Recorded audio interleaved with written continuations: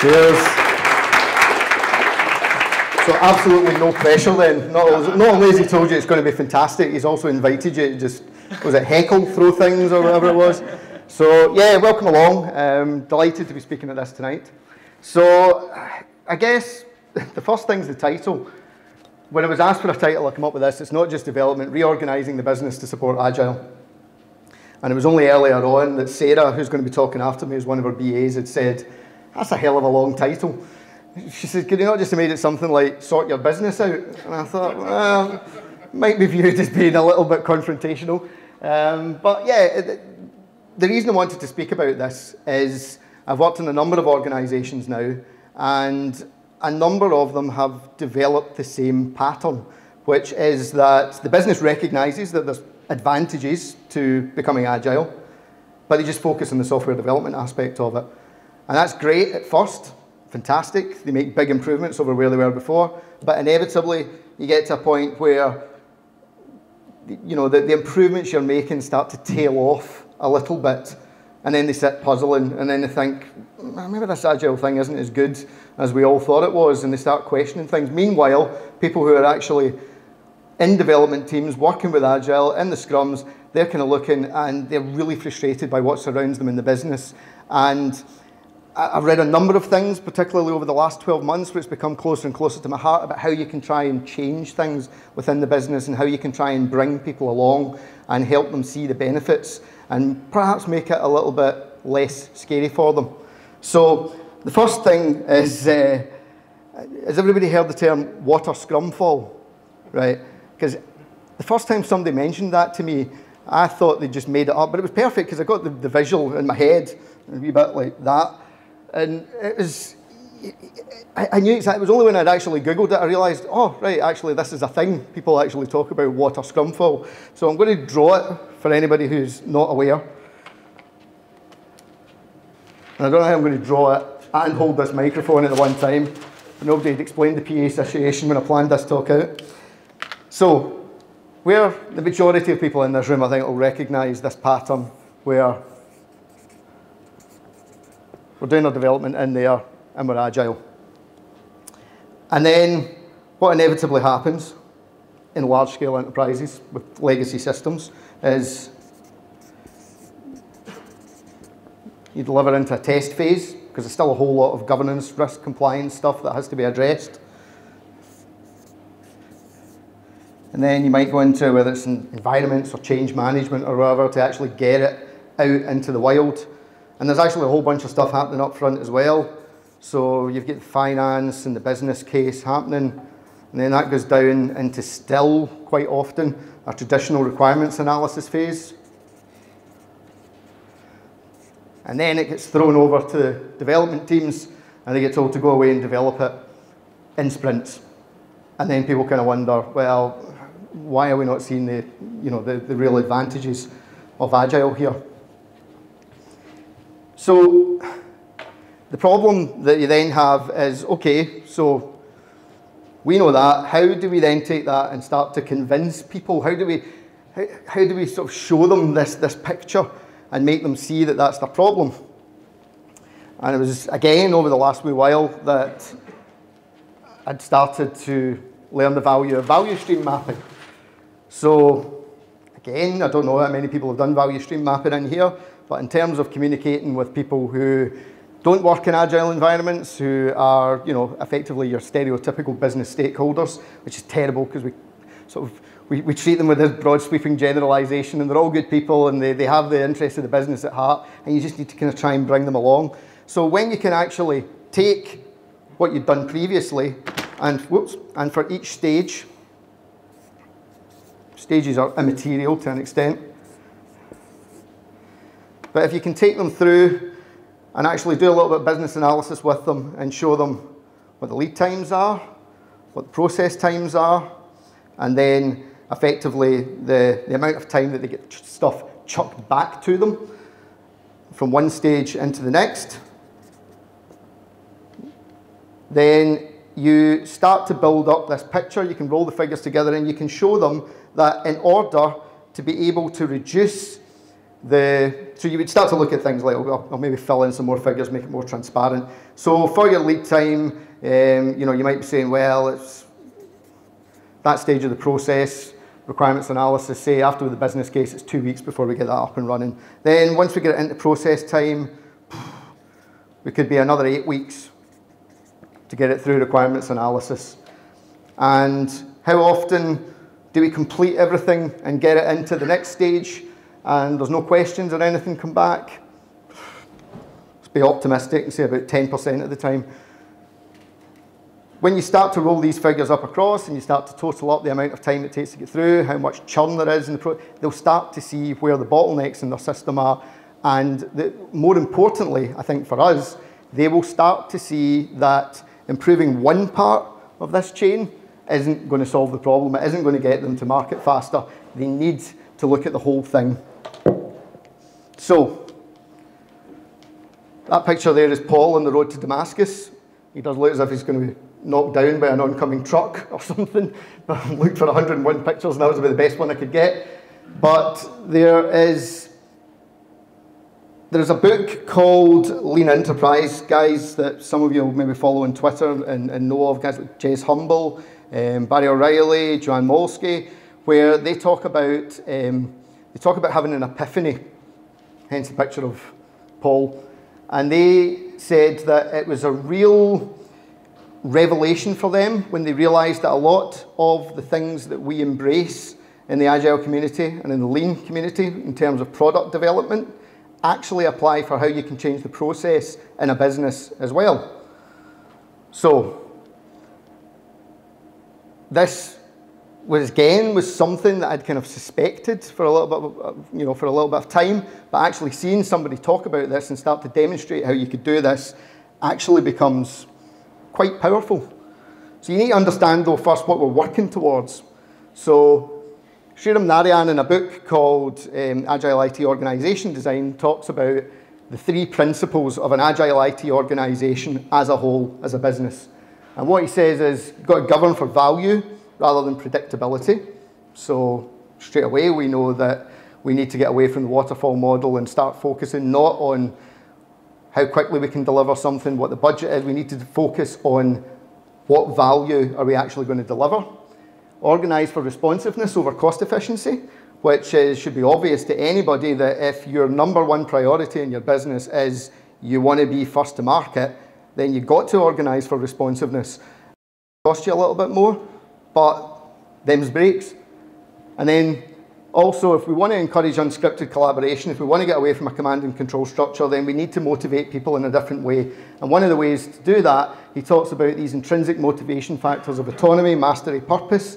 So get people making their own decisions, inspire people by making clear to them what they're going to deliver so that they can work towards it, and also giving people that little bit of time and space to actually be able to become really, really good at what they're doing.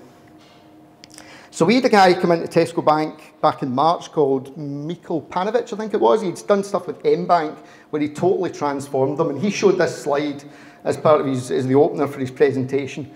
And he said this was his kind of sort of real, sort of big epiphany moment where he'd seen this as a poster when he was on holiday, go big or don't go at all, and he thought that's what we need to do. And at the time it totally hit me, and I thought, great. You know, that's a great message to give out to the executives of your business and all the senior stakeholders. Go big or don't go at all.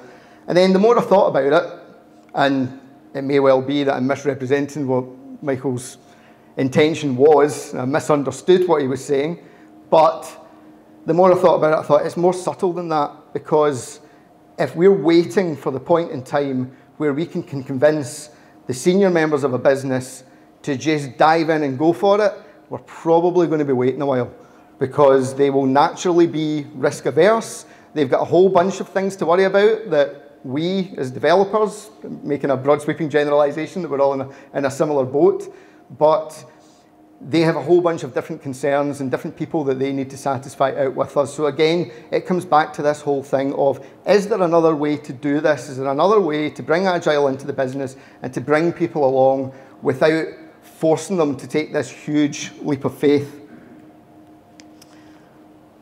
And this is a little bit more detail on what they're talking about. So it's not about command and control. It's not about having the top people of the organisation say, go forth and I'll do Agile and I'll tell you how I want you to do it.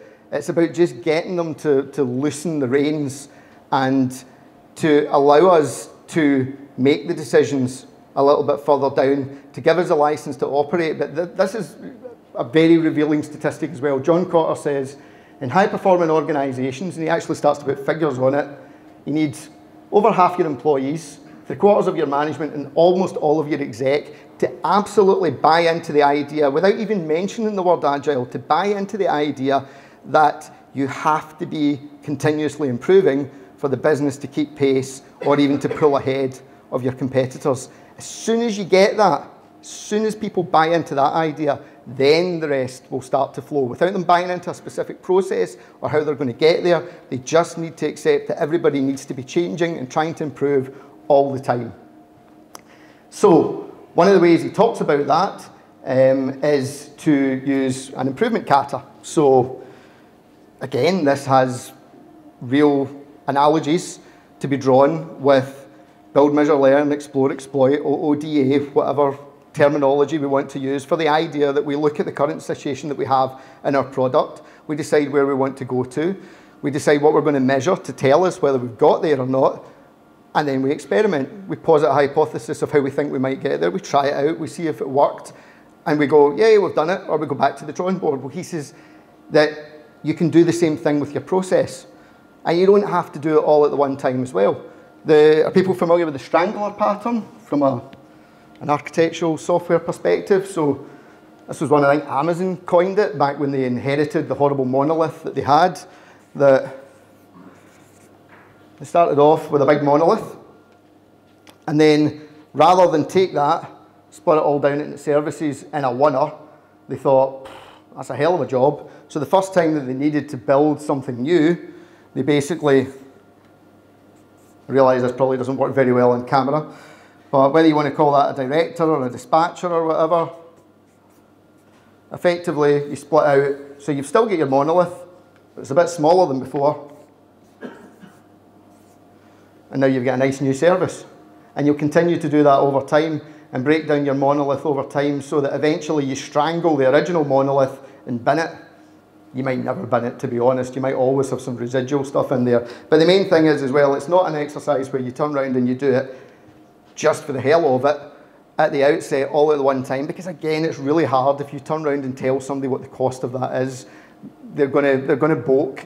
So, but in terms of factoring it into we're delivering new functionality or we're going to improve an existing function, it becomes much more palatable. And again, you can do that in the process. So the idea is that if you've got, for instance, a huge big governance risk compliance process, which is a real pain in the backside to get through, the first time that you're going through that with a new product, you can take a little bit of that out and do it somewhere else and direct the new projects through that new process. And eventually, over time, you can build up a suite of processes which are far more suited to the business rather than the big one-size-fits-all thing that everybody's been struggling with. So, in terms of places to start, in terms of talking to the business and trying to get them to help us out as development teams, that's a good place to start. That's the room where Keith and a bunch of the other guys are working just now on the project that we've got going at the moment. And it's the room, because if you talk to senior stakeholders and you say to them, for an investment of £5,000 to £10,000, it's like people are going to work better together, they're going to cut down on communication overheads, people will be happier at their work, you know, build all these things. If you told them you were going to spend that in a tool, they wouldn't even hesitate. For an annual license, they would give you that money, you know, take it out of their pocket and give you it there and then. When you're talking about getting some new desks and a big screen and some whiteboards in a corner of the office that everybody can call their own as a team, and that will lead to all those things, then that, you know, that to me is a really good place to start. In terms of motivating the teams to deliver, then we need to get into a kind of a slightly different operating mode of how we think about our teams. Empowered just means we've got to push the decision making down out to the edges. Outcome-oriented teams, talk a little bit more about that in a second, but we have to get to the point where we're not being passed down requirements from on high to go away and deliver and come back when we're finished. We need to have a team who will buy in to the prospect of delivering the value. Let the business tell us what they want the outcome to be, and we'll investigate and explore and come up with ways to deliver that value. Accountable teams is important. I think quite a lot of organisations, you quite often have planning and execution separated, so you'll end up with project managers or other people who'll be off to one side putting together a plan, and again, like the requirements is presented to the team, and the team are expected to buy into it. Well, hardly surprisingly, a lot of the time they won't agree with the plan that's been put together, and they'll rebel in their own quiet way, or they'll just get annoyed right from the start. Cross-functional teams, not necessarily in terms of the T-shaped people, although that does come from a lot of this, but having everybody in the one place that you need to do what you're going to do. And long-lived teams, a lot of these ones are obvious to all of us who have been working with Agile for a long time. Long-lived teams, I don't know, that one still kind of varies, but I think there's obviously real value in not constantly ramping up and ramping down teams, and being able to build up the relationships and be able to tweak things, behaviours, processes within the team, just everything, get people to a place where they are happy with the way they work and they start to perform at speed. There's no point in doing that for 3 or 4 months and then breaking them down because we've got a new project that's come along. Then you start thinking about other things. So, budgets drives every Scrum Master mental, must drive traditional project managers mental as well. But particularly in terms of a lot of the things we talk about in Lean Agile, where we talk about an explore phase. So traditionally businesses will all have give me your business case up front, tell me what it's going to cost you to deliver it, tell me how much of it's CapEx, how much of it's OpEx. So you're going, well, we're going to do an explore phase, not really sure how long that's going to last, and probably most of the stuff we do, we'll throw it away. That's just going to freak accountants out because they're just going to sit and look at it and go, well, that's OpEx, but you can't be OpEx because you're software developers, and software developers only produce stuff that goes out the door and makes it, so that must be CapEx. So the businesses need to get away from a funding model where it just doesn't fit the way that Agile development works. Fund teams, not projects. Again, this is probably a familiar one to a lot of people in here, but just give us the money, fund the team for the capability for a certain amount of time, tell us what the outcome is that you would like us to deliver during that time, how you're going to measure us against it, and over time, we can show whether we've managed to return any value on the investment you've made to stand the team up for that amount of time. Simple. You shorten the budget cycle, so we get away from the idea of a business case whereby they come up with a whole set of requirements, give you £2.5 million to go away and develop it for 2 years and then wonder what they get at the end. If we can train them into thinking that, that's a terrible way to put it, but you know what I mean? If we can encourage people to think more along the lines of, you can come back to us regularly, and if we're not delivering value, then you can change the way the project works. Whether you want to ramp up the funding to try and increase pace or to examine more options, or whether you want to just bin it completely. The idea is that you can apply the same principles to the way you run the business in the way that we deliver products, where we'll be constantly looking at our feedback loops to see whether we're getting to where we want to go. And it goes on. There is only 2 or 3 more slides, but it's to try and get over the idea that really this analogy of being able to look at the processes in the business carries through almost all of the way.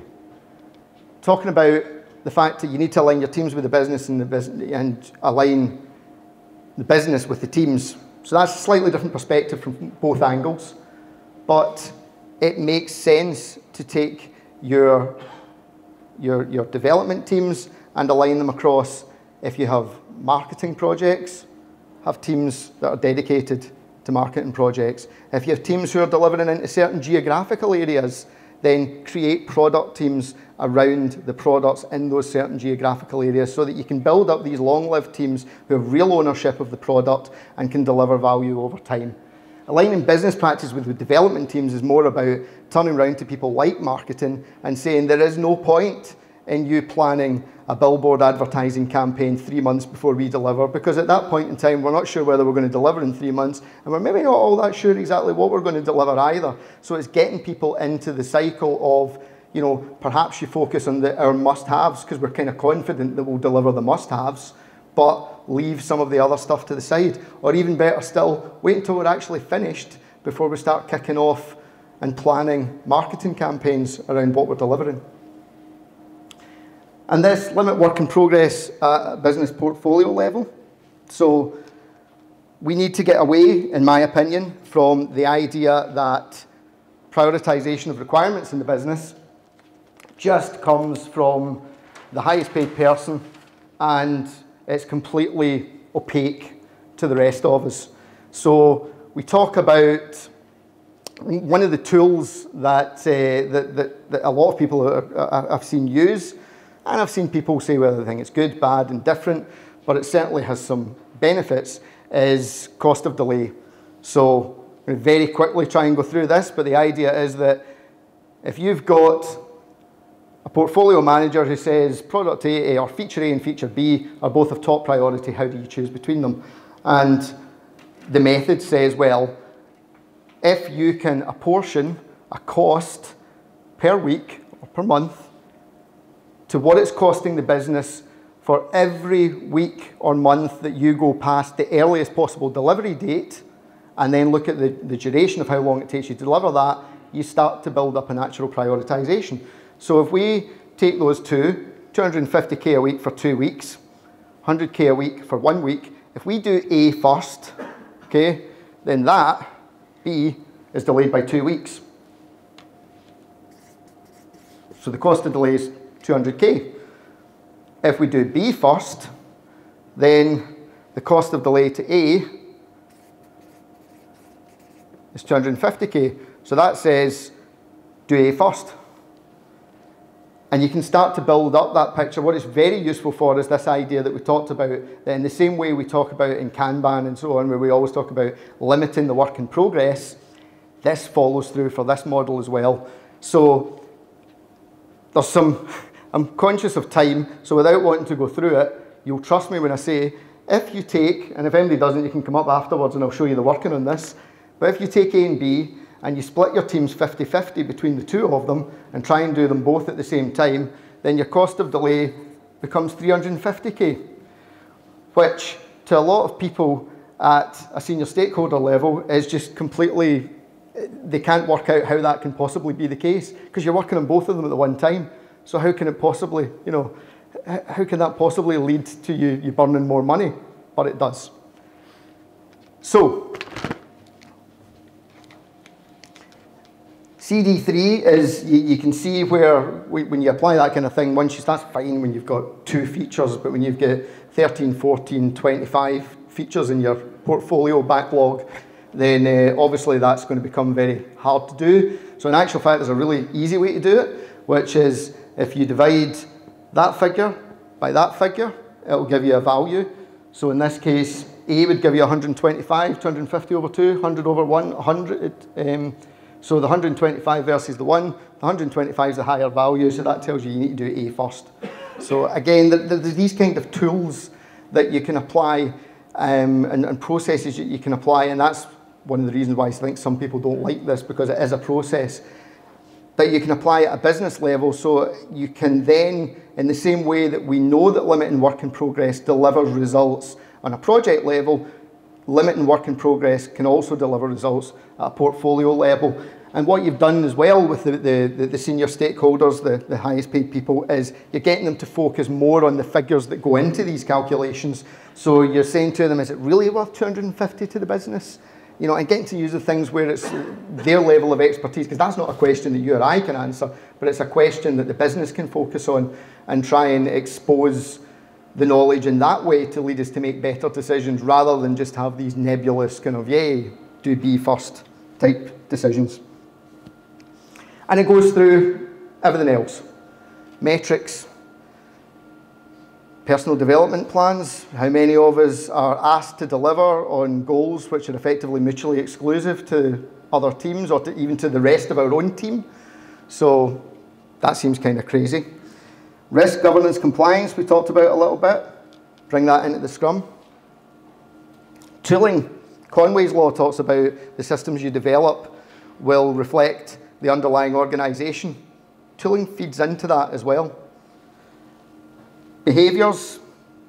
Getting people from the top down, again, the way that senior stakeholders in the business can help us is to try and encourage the right behaviours, encourage a permissive environment where people aren't afraid to fail, where experimenting is part of what we do. Communication, I've seen people talk recently about things like whether we should deliberate in writing rather than in big meetings so that people's voices don't get lost or people don't get ground down, again, by maybe more aggressive people in the room.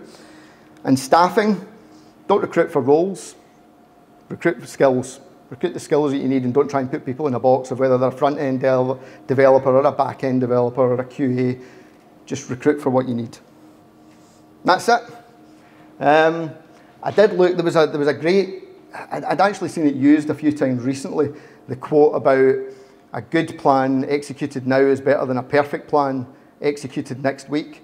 And when I Googled it, I found out it's General Patton, famous American general, and it's actually a good plan violently executed today is better than and I thought to myself, bear in mind I'm in the East Coast and I think I already intimidate people with my Glaswegian accent now and again. I don't want to be talking about violently executing anything. So I come up with this one. It's just continuous improvement is better than delayed perfection, because it's the whole idea of just start doing this as soon as you can. Start taking anything that you're working on, get a little bit of buy-in from some friendly stakeholders round about you and say, see that thing there? We're going to have a look and we're going to try and improve this. And we'll know that we've improved it if we see these results. And just do that little by little, time by time. Create yourself a board to do it. You know, basically have yourself a process board off to one side where you can look at the things that you're wanting to work on to try and improve over time, and just keep doing it all the time. Just keep doing it. So don't wait to get senior management to buy into this go big or don't go at all thing. Just start in your immediate environments and start chipping away at it and trying to make it better. And the last thing I'll say is, apparently that's Mark Twain. I thought it was Des Lynam. I don't know if anybody under the age of 40 is going to go, who the hell's Des Lynam? But yeah, so I guess that's the takeaway is just get on with it and try and make a difference. Any questions? No? All good? Okay. So when you say govern for value, values are very, well, in many cases, like a very subjective thing, right? Yep. So what was that? I wasn't going to take the mic because you have to respond afterwards and I have to walk back. So anyway, but when you say govern for value, right, it's like a very, could be a very subjective thing, right? Today I feel like, oh, this is really valuable to me or whatever. So how do you quantify value if you put on that statement? Okay, so similarly to when you're developing products, and you'll quite often talk about something like the one metric that matters, whether it's the number of people you've converted, the number of people who've taken up a purchase of your product, the number of clicks that you've got on something. You've got to define something which is measurable and which really, really matters to you. So in those respects, from a business, you know, 9 times out of 10, it's going to be about making money. So nobody's going to give you 200k to spend on a project for 3 months if you're only going to deliver 198. So it's about defining those metrics and making sure that you've got that one measure that you can use as your yardstick for whether you succeed or failing. But I agreed, in different organisations or in different values, that business organisation needs to decide themselves what the value actually is, because it's not going to be money for everybody. Yes, Scott? Just, it's funny. I've been looking, I'm just very conscious that people might not be able to hear you. Yeah. So one of the things that we've been looking at doing is looking at SAFE. So SAFE's like the go big, yeah, get everyone bought in. A lot of the elements, but most of the elements you've got there, you know, are spelled out in the framework. Mm-hmm. It emphasises education of everyone first, including the leaders. just to try and get everyone bought in. Came to the conclusion the last week that's not going to work. It's not going to work because it's too big. And it's funny, I just did a set of slides that were more or less exactly the position you got there, which is, you know, start small, do the kind of Deming little improvement cycles, Yep. show value. Yeah, so I just wanted to say I thought that's the best slide set I've seen at anything Agile in a year. Apologies to Clark and Chris and everyone else. That's quite a compliment coming from Scott, but who's actually one of my predecessors on a project that I picked up in Tesco Bank when I joined in December. So yeah, I think there's